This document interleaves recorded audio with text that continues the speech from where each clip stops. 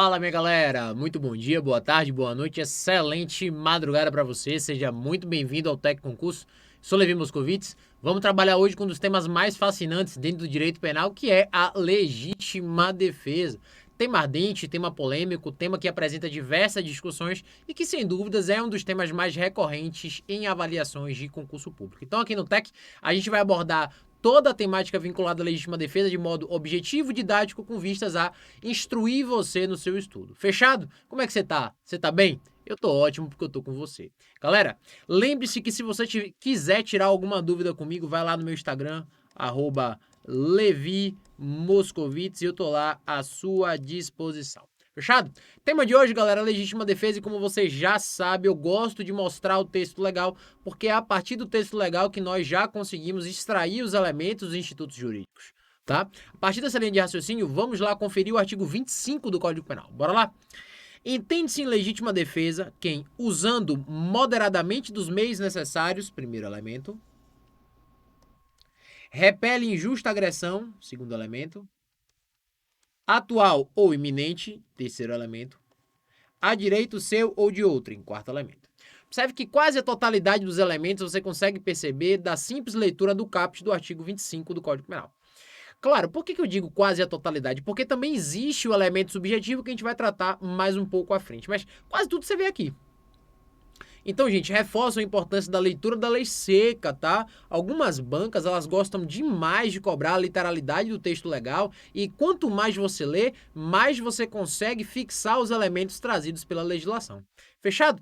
A gente também precisa falar do parágrafo único, pessoal, porque o parágrafo único tratou-se de uma novidade, hoje nem tanto mais tão assim uma novidade, mas se tratou de uma novidade legislativa que diz o seguinte: observados os requisitos previstos no caput deste artigo, considera-se também legítima defesa o agente de segurança pública que repele agressão ou risco de agressão à vítima mantida refém durante a prática de crimes. Observe você, galera, que o parágrafo único traz uma espécie bem específica de legítima defesa de terceiro. Observe que o parágrafo único trouxe para nós era aquilo que já se discutia há muito tempo na doutrina, aquilo que já era bem batido na jurisprudência e que já era exemplo de sala de aula com muita tranquilidade. Então, o que é aqui? É a hipótese em que você tem um agente de segurança pública que irá repelir agressão ou risco de agressão, ou seja, uma agressão atual ou iminente, à vítima mantida refém durante a prática de crimes. Sempre isso foi permitido, sempre essa construção possibilitou a alegação da chamada legítima defesa de terceiro. Entretanto, por opção legislativa, também foi acrescido ao artigo 25 do Código Penal, mas isso não muda absolutamente nada do Instituto, tá? É tão somente uma hipótese, um caso concreto, tá, que foi trazido para a legislação, ok? Isso não significa dizer que apenas isso é legítima defesa de terceiro, nada disso. Observe que isso aqui não traz exclusividade, muito pelo contrário, traz um exemplo que pode embasar, inclusive, outros. Beleza? Então, dentro dessa linha de raciocínio, galera, vamos começar a trabalhar, já trouxe o texto legal para você, e vamos trabalhar agora com os requisitos, que aí fica bem tranquilo da gente conversar. Bora lá? Lembre-se que todas as vezes que a gente pensar em legítima defesa, estamos diante de um conflito de interesses ilegítimo. Por quê? Porque um dos interessados não faz jus ao direito ali pleiteado. Então, observe-se que na legítima defesa existe uma agressão e uma reação defensiva. A ideia é essa. A reação defensiva, galera, pode configurar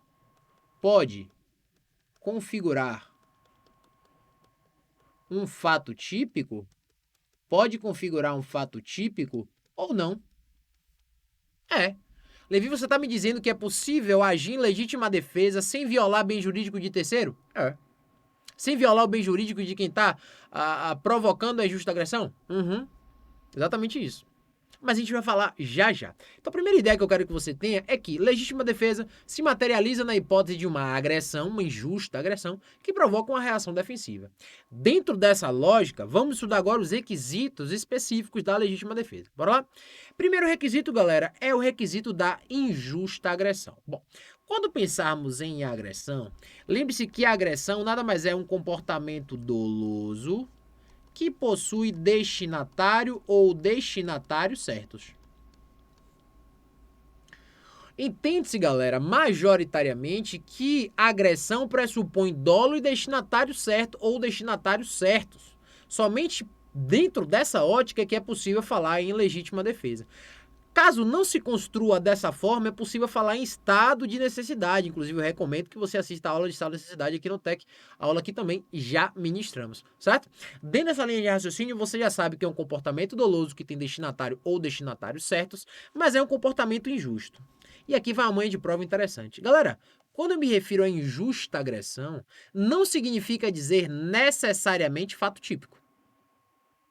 Ou seja, observe que injusto não pressupõe, observe que eu vou escrever, não pressupõe obrigatoriamente, não pressupõe obrigatoriamente um crime. Mas, Levi, eu vou poder me defender do que não é crime? Vai, filho de Deus. Por quê? Vou dar um exemplo bem trazido pela doutrina. Furto de uso. Furto de uso, galera, é uma conduta atípica, é uma conduta que não é criminosa, mas admite-se legítima defesa. Portanto, gente, lembre-se, o propósito da injusta, né, do injusta agressão, essa injusta agressão, ela não precisa necessariamente ser típica. Ela não precisa ser criminosa, ela não precisa ser trazida em lei. Basta ser contrária ao direito. Exemplo disso, furto de uso. Anote que isso cai em prova. Então nós temos a primeira, injusta agressão. Segunda, atual ou iminente. Ora, atual é aquilo que está acontecendo, iminente é aquilo que está prestes a ocorrer. Lembre-se, galera, que a legítima defesa não admite, tá? Agressão passada ou futura. O que é que eu tô querendo dizer? Imagine que o indivíduo toma um tapa hoje. Se ele vem de lá e dá um tapa na outra pessoa, isso será legítima defesa? Não, isso é vingança. O indivíduo vira pro outro e diz, olha, amanhã eu vou lhe dar um tapa. Ah, bom, já que você vai me dar um tapa amanhã, eu vou lhe dar um tapa hoje. Isso é legítima defesa? Não, galera, isso é uma mera suposição. Então, dentro dessa linha de raciocínio, lembre-se que a agressão, além de ser injusta, ela precisa estar acontecendo agora ou está prestes a acontecer. O direito penal não admite legítima defesa em caso de agressão passada ou agressão futura, tá? Terceiro tópico, reação moderada com os meios necessários. Isso aqui, galera, é que vai trazer o liame de proporcionalidade da legítima defesa. É que vai trazer o liame de proporcionalidade com a legítima defesa. Bora lá? Lembre-se que quando falarmos em meio necessário, preste atenção, quando falarmos em meio necessário, estamos trabalhando com uma ideia da utilização de um meio menos lesivo e que seja suficiente para repelir a injusta agressão. Entenda repelir, galera, como afastar. Entenda repelir como tirar de perto de você. Eu sempre gosto de dizer isso porque tem gente que acredita que a legítima defesa é carta branca pra você sair matando as pessoas por aí. Não é isso. Não é isso, tá? Então, é o meio menos lesivo e que seja suficiente para repelir a injusta agressão. Então, dentro dessa linha de raciocínio, pessoal, a ausência de moderação na utilização do meio necessário provocará aquilo que a gente chama de excesso punível. Provocará aquilo que a gente chama de excesso punível. Dentro dessa lógica, pessoal, lembre-se, o excesso punível, obviamente, está materializado nas hipóteses em que não existe proporcionalidade na utilização da excludente de ilicitude. Tá? Então, esse excesso doloso ou culposo, ele é punível. Esse excesso doloso ou culposo, ele é punível. Então, faltando proporcionalidade, haverá excesso. Havendo excesso, haverá punição. Tá certo? Não esqueçam disso. Beleza?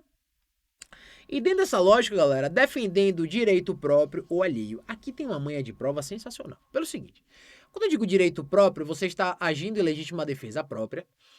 Quando eu digo direito alheio, você está agindo em legítima defesa de terceiro.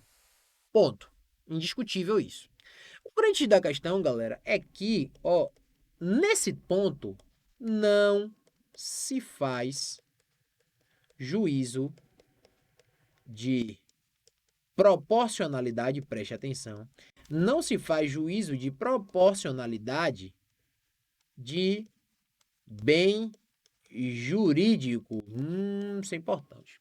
Pelo seguinte, imagine que determinada pessoa deseja subtrair um celular, patrimônio. Para repelir a injusta agressão, você desfere vários socos na pessoa. Integridade física. Observe que o bem jurídico integridade física é um bem jurídico maior do que o patrimônio. E aí, Levi, vai haver aí, então, excesso punível na legítima defesa? De modo algum. Por quê? Porque a proporcionalidade está aqui, ó, vinculada à moderação na sua reação e não ao bem jurídico. Somente de prova importantíssima. Observe que a proporcionalidade do estado de necessidade está vinculada ao bem jurídico, mas a proporcionalidade da legítima defesa está vinculada com a reação moderada. Com a reação moderada, tá? E por fim, galera, o elemento subjetivo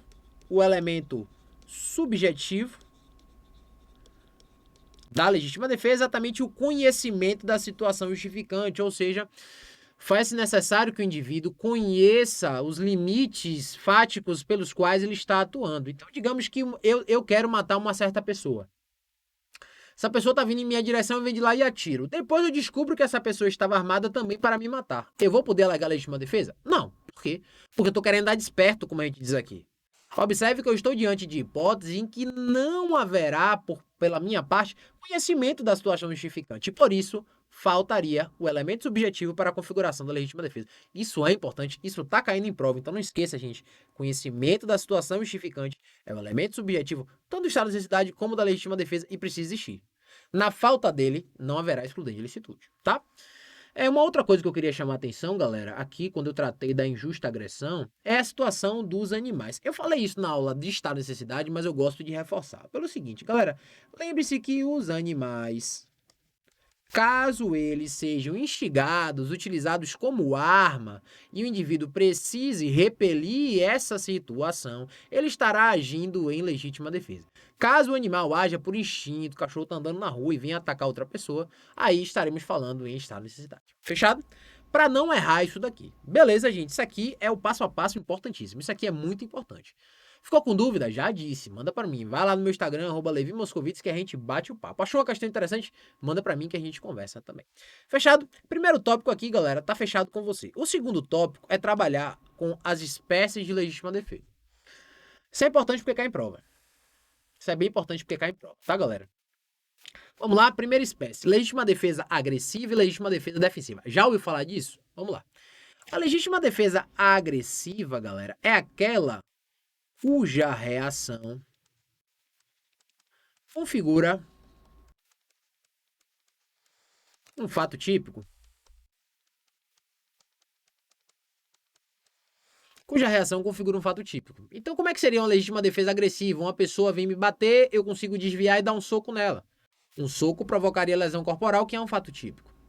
Enquanto que a legítima defesa defensiva é aquela reação que apenas impede a agressão.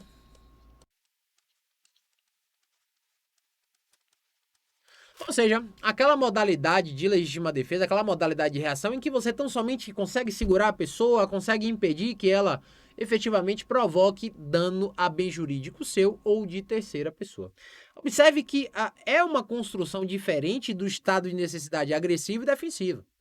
Lá no estado de necessidade você aprendeu comigo que, olha, ele será agressivo quando o sacrifício é de bem jurídico de terceiro alheio à provocação do perigo, enquanto que o estado de necessidade defensivo é aquele em que o sacrifício do bem jurídico é de quem provoca o perigo. Aqui é diferente, tal qual eu acabei de te mostrar. Legítima defesa agressiva, a reação configura um fato típico. Legítima defesa defensiva, a reação apenas impede a agressão. Beleza? Segundo, legítima defesa real e putativa. A legítima defesa real, como o próprio nome já sugere, é aquela em que efetivamente a agressão está ocorrendo. É aquela em que o indivíduo está necessariamente e realmente submetido a uma situação de justa agressão e precisa repelir. Quando você fala na legítima defesa putativa, galera, é aquela legítima defesa imaginária. Ou seja, é aquela que pelas circunstâncias, preste atenção, é aquela que pelas circunstâncias o indivíduo supõe que estaria submetido a uma hipótese apta a agir em legítima defesa e assim age. Lembre-se que a legítima defesa putativa, imaginária, está dentro do rol daquilo que se chama de discriminante putativa. discriminante putativa, que configura para nós o chamado erro de tipo permissivo, com fulcro no artigo 20, parágrafo 1º do Código Penal.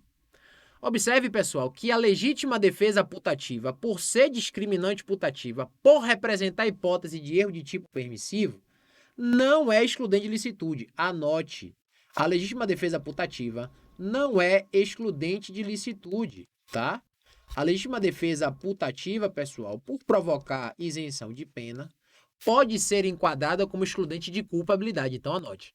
A legítima defesa real é excludente de licitude, Levi? É. Agora, a legítima defesa putativa é excludente de licitude? Não. Representa hipótese discriminante putativa e, portanto, é tida por excludente de culpabilidade. Fechado? Pronto. Sem erro. Terceiro, galera. Legítima defesa recíproca. Levi, é admitida a legítima defesa recíproca? Não.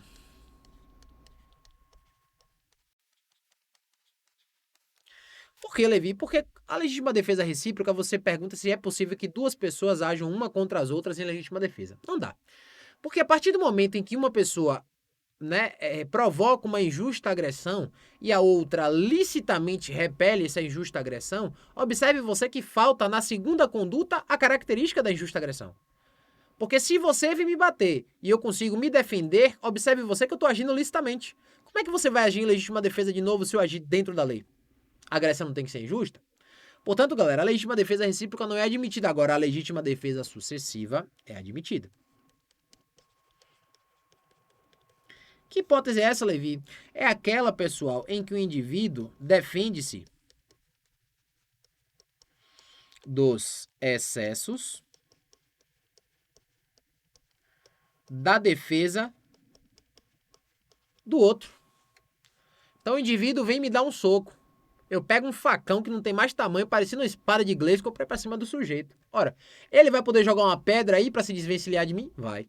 Então, a legítima defesa sucessiva, galera, é admitida. Refere-se à defesa dos excessos da defesa do outro. Agora, a legítima defesa recíproca não é admitida.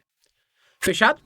E, por fim, galera, falo da legítima defesa no erro na execução, o chamado aberratio ictus. Previsão legal lá no artigo 73 do Código Penal. Levi, o que é erro na execução aberratio ictus? Nas hipóteses em que o indivíduo, desejando acertar um bem jurídico, por erro na pontaria, acaba acertando o outro. Beleza? Beleza. Tá. Legítima defesa e erro na execução. Imagine a seguinte situação. O indivíduo vem pra cima de mim e eu, com o objetivo de me defender, tento desferir um tiro nele. Entretanto, eu não acerto ele, eu acerto outra pessoa. E aí, Levi, como é que fica essa situação jurídica? O erro na execução desnatura a legítima defesa? De modo algum, galera.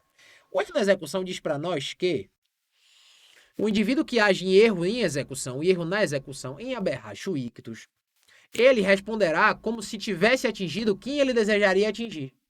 Então, se eu quero agir em legítima defesa em face de uma determinada pessoa e acabo atingindo outra, eu respondo como se eu tivesse atingido quem eu queria atingir. E se eu tivesse atingido quem eu queria atingir, eu entraria em legítima defesa. Por erro, se infelizmente eu atingir uma terceira pessoa, eu também continuarei em legítima defesa. Beleza, galera? Isso é bem importante em carreira policial, isso é muito comum e isso cai bastante em prova. Fechado, gente? Isso era o que tínhamos a relatar sobre legítima defesa. Estude, faça bastante questão e já sabe, precisando da gente, a gente tá aqui.